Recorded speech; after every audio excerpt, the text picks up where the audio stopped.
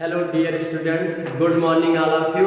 देखिए, हम आज आप लोगों को एक प्रतिरोधों का संयोजन का एक पार्ट लेकर के आए हैं। कुछ स्टूडेंट्स कह रहे थे सर साइंस का वीडियो बनाइए, साइंस का वीडियो बनाइए। हम साइंस का वीडियो बनाना प्रारंभ कर दिए हैं। प्रतिरोधों का संयोजन, प्रतिरोधों को जोड़ने की दो प्रमुख विधियां हैं। कौन कौन? पहला है आपका श्रेणी क्रम, दूसरा है समांतर क्रम। अभी हम लोग सीख रहे हैं, आराम आराम से सीखेंगे। तो देखिए क्या होगा। प्रतिरोधों का संयोजन की कितनी विधियां हैं प्रमुख? दो विधि है। नंबर एक है आपका क्या? श्रेणी क्रम, और दूसरा है आपका समांतर क्रम। पहले हम सीखेंगे श्रेणी क्रम। देखिए श्रेणी क्रम संयोजन क्या होता है। ये है आपका परिपथ। यदि आपको लिखना है तो लिख लेंगे। इसमें हमने एक परिपथ लिया जिसमें बैटरी और कुंजी लगाया,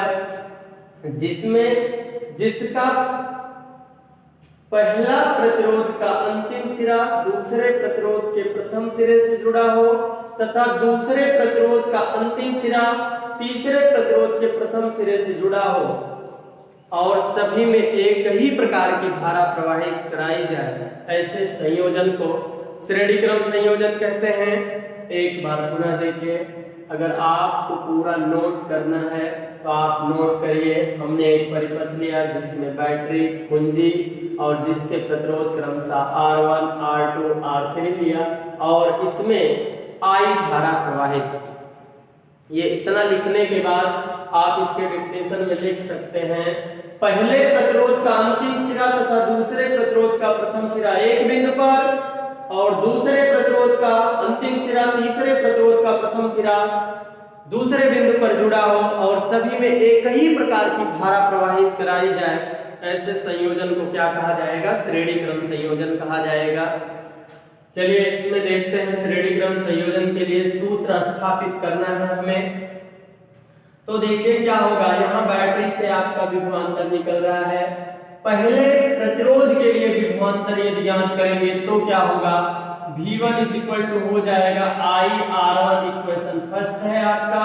और दूसरे प्रतिरोध के लिए विभवांतर मुझे ज्ञात करना है, तो V2 हो जाएगा, सभी में एक ही प्रकार की धारा प्रवाहित कराई जा रही है, इसलिए IR2 हो जाएगा। ये है आपका इक्वेशन सेकेंड। और थर्ड देखिए हो जाएगा V3 IR3, ये इक्वेशन थर्ड है। तो समीकरण 1, 2, 3 को जोड़ेंगे तो क्या हो जाएगा? ध्यान से देखिए, V1, V2 प्लस V3 सब में I आपका कॉमन है, तो R1 plus R2 plus R3। अब देखिए बैटरी का विभवांतर भी है, चाहे जितने पार्ट में हम उसको खर्च करेंगे, चाहे 2 पार्ट में खर्च करें या 3 पार्ट में खर्च करें, 4 पार्ट में खर्च करें, चाहे जितने पार्ट में खर्च करें, सभी का योगफल क्या होगा? V के बराबर होगा। अर्थात इनका योगफल क्या हो जाएगा? V। यहाँ लिख देंगे V plus V2 plus V3। अब देखिए क्या हो जाएगा। I इंटू के रूप में है R1 plus R2 plus R3। अब देखिए ये इधर इंटू के रूप में है, इधर आएगा तो डिवाइड करेगा। V upon I R1 plus R2 plus R3। और देखिए ओम के नियम के अनुसार हम लोग क्या जानते हैं? R V अपॉन I होता है, क्योंकि चालक के सिरों के बीच लगाए गए विभवांतर तथा उसमें बहने वाली धारा का जो अनुपात होता है वो नियत होता है, और वही नियत क्या होता है? वही नियतांक आपका क्या होता है? R, जिसे हम प्रतिरोध कहते हैं। तो क्या है? R R1 plus R2 plus R3। ये आपका क्या था? श्रेणी क्रम संयोजन था। ये क्या था? श्रेणी क्रम संयोजन था। एक बार पुनः देख लेते हैं। हमने एक परिपथ लिया जिसमें बैटरी और कुंजी लगाई। पहले प्रतिरोध का, जिसमें पहले प्रतिरोध का अंतिम सिरा तथा दूसरे प्रतिरोध का प्रथम सिरा एक बिंदु पर जुड़ा हो, और दूसरे प्रतिरोध का अंतिम सिरा तीसरे प्रतिरोध का प्रथम सिरा दूसरे बिंदु पर जुड़ा हो और इसमें एक ही प्रकार की धारा प्रवाहित कराई जाए, ऐसे संयोजन को श्रेणी क्रम संयोजन कहा जाता है। तब देखिए बैटरी पर विभवांतर ज्ञात करेंगे तो V1 पहले प्रतिरोध के लिए ज्ञात करेंगे तो IR1 हो जाएगा, क्योंकि सभी में एक ही प्रकार की धारा है तो सब में I रहेगा, परिवर्तन किसमें होगा, V में और R में। तो पहले के लिए पहले प्रतिरोध पर विभवांतर ज्ञात कर रहे हैं तो V1 हो जाएगा IR1, ये इक्वेशन फर्स्ट है आपका, और सेकंड हो जाएगा दूसरे के लिए जब ज्ञात करेंगे तो V2 IR2 हो जाएगा, ये सेकंड है, और तीसरे के लिए ज्ञात करेंगे तो V3 IR3 हो जाएगा, ये आपका इक्वेशन थर्ड है। सबको प्लस कर देंगे तो क्या हो जाएगा V1 plus V2 plus V3, और यहां से सब में I कॉमन है, हमने I कॉमन कर लिया, यहां से आएगा R1, यहां से आएगा R2, यहां से आ जाएगा R3। अब देखिए बैटरी पर विभवांतर भी है, चाहे हम जितने पार्ट में उसको खर्च करें तो क्या होगा, सबका योगफल V के बराबर होगा, हमने इसका योगफल V के बराबर कर दिया तो यहां देखिए V हो जाएगा आपका, और is equal to I into R1 plus R2 plus R3, ये इधर इनटू के रूप में है, इधर आएगा डिवाइड करेगा तो V अपान I। तो ओम के नियम के अनुसार हम जानते हैं चालक के सिरों के बीच लगाए गए विभवांतर तथा उसमें बहने वाली धारा का अनुपात नियतांक होता है, और वही नियतकार्य क्या है आपका R है, प्रतिरोध है, तो इसके स्थान पे हम क्या लिख देंगे R। तो ये इस परिपथ में हमने केवल 3 प्रतिरोध लगाया, अगर अन्य भी आप इसी तरीके से प्रतिरोध लगाएंगे तो प्लस R4 हो जाएगा, R5 हो जाएगा, इसी तरीके से ये प्रतिरोध हमारा बढ़ता चला जाएगा। तो बस श्रेणी क्रम संयोजन यही समाप्त होता है, और अब हम पढ़ेंगे क्या, समांतर क्रम संयोजन। चलिए देखते हैं क्या होता है समांतर क्रम संयोजन। उसके लिए पहले चित्र बना लिया जाए, समांतर क्रम संयोजन क्या होता है।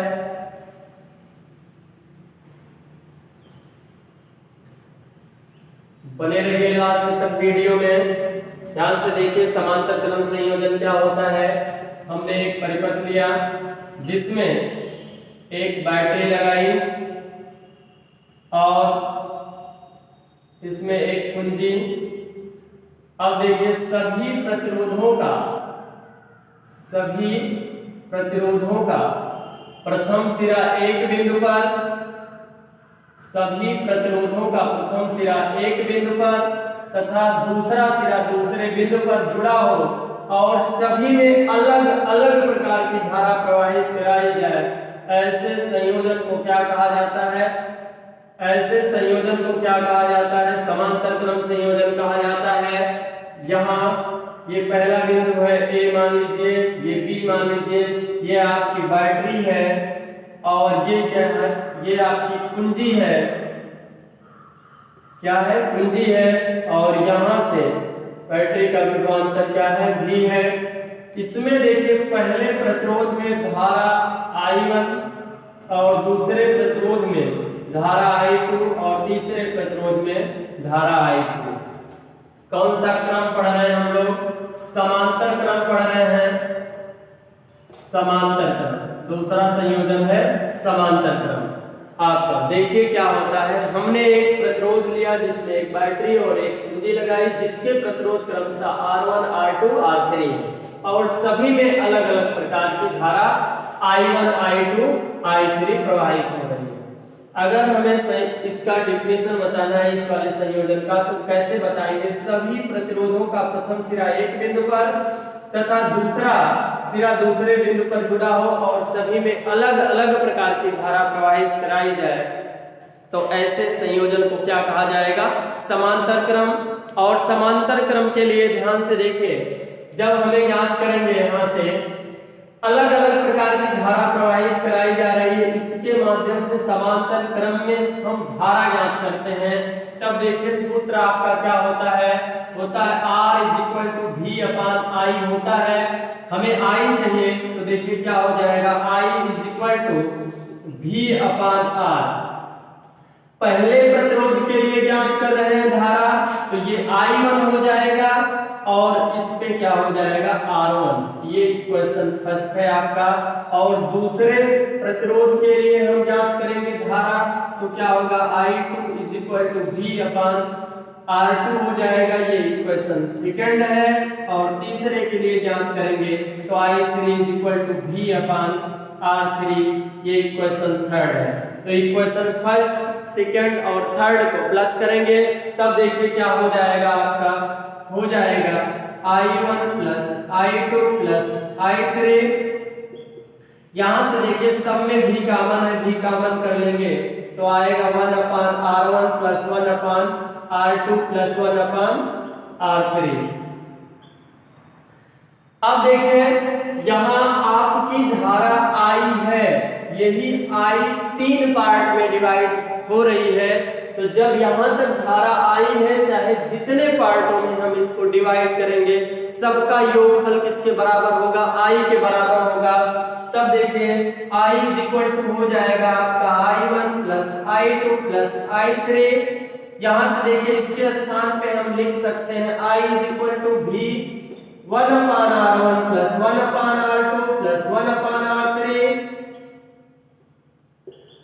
ये इधर इनटू के रूप में है, इधर आएगा, डिवाइड करेगा तो I/V 1/R1 plus 1/R2 plus 1/R3। ध्यान से देखिए, हम लोग जानते हैं R होता है V/I। यहां तो 1 है, यदि हमें I/V चाहिए तो पलट दे, ये हो जाएगा I/V जब ये पलटा गया तो ये भी पलट जाएगा, 1/R हो जाएगा। इसके स्थान पे हम लोग क्या लिख सकते हैं, 1/R 1/R1 और प्लस 1/R2 प्लस 1/R3। ये है आपका समांतर क्रम संयोजन, जिसे नोट करना है नोट कर सकते हैं, अन्यथा कंडीशन के लिए। अब देखिए इसमें देख लीजिए क्या है, समांतर क्रम संयोजन ऐसा संयोजन है जब हमें प्रतिरोधों को कम करना होता है तो उसे हम किस क्रम में जोड़ते हैं, समांतर क्रम में। यदि मुझे प्रतिरोधों को जोड़ जोड़ के प्रतिरोध बढ़ाना होता है तो उसे मैं श्रेणी क्रम में जोड़ता हूं, अन्य कंडीशन के लिए समांतर क्रम में। ये आपको यदि चित्र समझना है तो एक बार समझ लीजिए। इसमें सबसे पहले हम बैटरी बनाएंगे, फिर कुंजी लगाएंगे।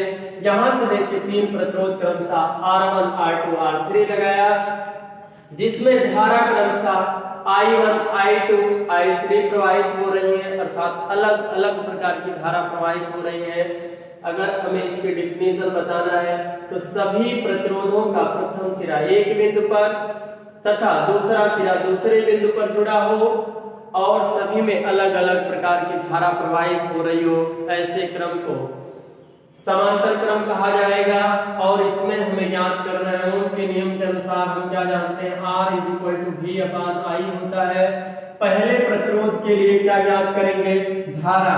तो क्या हो जाएगा, पहले प्रतिरोध में धारा क्या है, I1 V/R1 इक्वेशन फर्स्ट।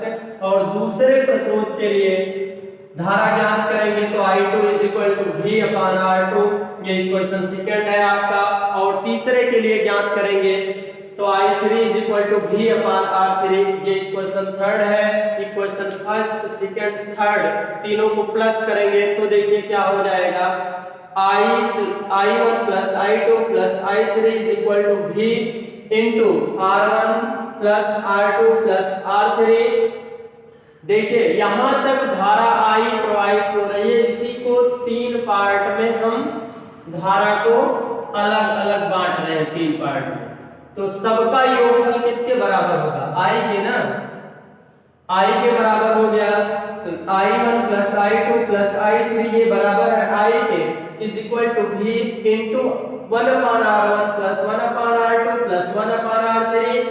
ये इंटू V है तो इधर आएगा, डिवाइड करेगा I/V is equal to 1/R1 plus 1/R2 plus 1/R3। हम जानते हैं ओम के नियम के अनुसार R is equal to V/I होता है।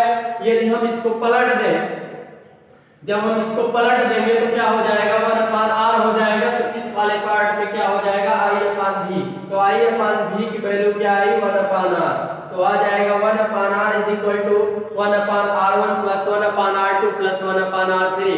प्रतिरोधों को कम करना है तो समांतर क्रम में, प्रतिरोधों को जोड़ के बढ़ाना है तो श्रेणी क्रम में। प्रतिरोधों को जोड़ने की कितनी विधियां? 2 विधियां। श्रेणी क्रम क्या है? सभी पूरे प्रतिरोध में एक ही प्रकार की धारा प्रवाहित कराई जाएगी, इसमें अलग अलग, उसमें एक ही प्रकार की धारा प्रवाहित कराई जाएगी, इसमें अलग अलग। बस ये था हमारा प्रतिरोधों का संयोजन, दोनों प्रतिरोध। अब आज की वीडियो यहीं समाप्त करते हैं, मिलेंगे अगले वीडियो के साथ। तब तक के लिए आप लोग स्वस्थ रहिए, मस्त रहिए, व्यस्त रहिए, लगे रहिए वीडियो में। और हमारे चैनल डियर प्रतीक क्लासेस को आप अगर वीडियो अच्छी लगी होगी तो लाइक, सब्सक्राइब, कमेंट, शेयर करिएगा, अन्यथा कंडीशन के लिए कोई दबाव नहीं है। धन्यवाद डियर स्टूडेंट्स।